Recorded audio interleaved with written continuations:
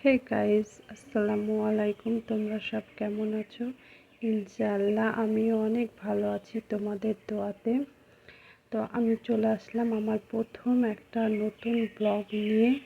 আমি এই প্রথম একটা ব্লগ তোমাদের সামনে তুলে ধরছি। তো এখন বাজে সকাল 6টা।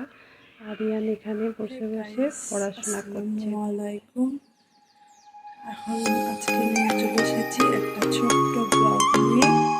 এখন বাজে সকাল 6টা, বাইরে যত ঝাড়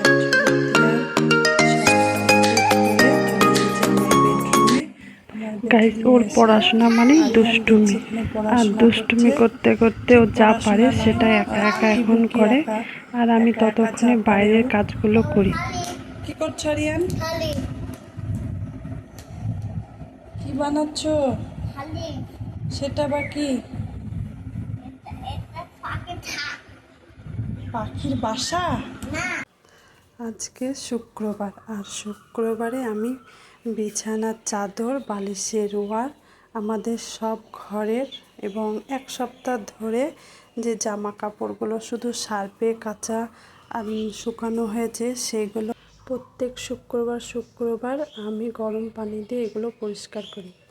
আর শুক্রবার মানে জুম্মার দিন মনের ভিতরে যেন একটা খুব খুশি খুশি, আর সব সময় মনে হয় পাক পবিত্র থাকতে বেশি ভালো লাগে।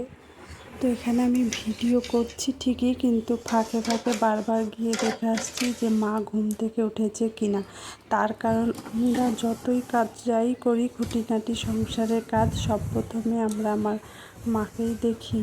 আর কোনো দিন সকাল 5টাতে উঠে পড়ে, 6টাও বেজে যায়। তো আজকে 6টা বেজে গেছে, এখনও ঘুম থেকে উঠেনি, এখনও দেখে আসলাম শুয়েই আছে। তো বিছানা ওখানে কমপ্লিট করে চলে আসলাম। এখানে আমি সব পাচ্ছি, তার কারণে এখানে ঘুম থেকে উঠে আমার শাশুড়ি এখানে বসে।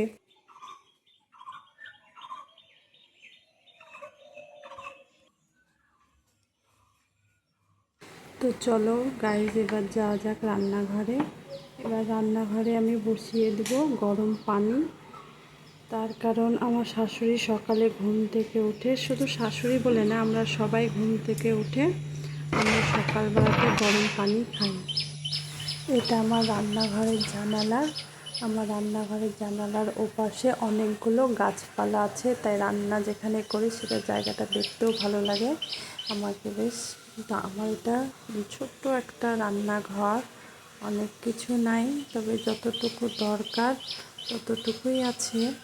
তো এখন 6:30 বেজে গেছে, এখন আমি একটু গরম জল বসাবো।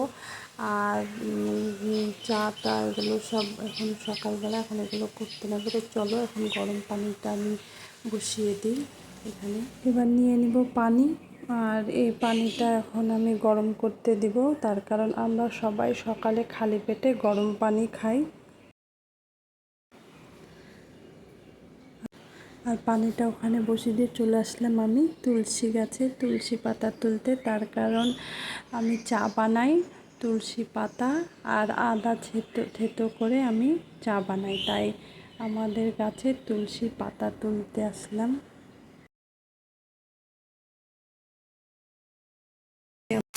তো চলো, চা রেডি, এখন আমরা চা খাবো। আর এই ভিডিওটা এ পর্যন্ত শেষ করলাম। পরবর্তী ভিডিও আবার খুব তাড়াতাড়ি নিয়ে আসবো। তোমরা আমার পাশে থেকো এইভাবে। আশা করছি সবাই আপনারা আমার পাশে থাকবেন। এখানে শেষ করলাম।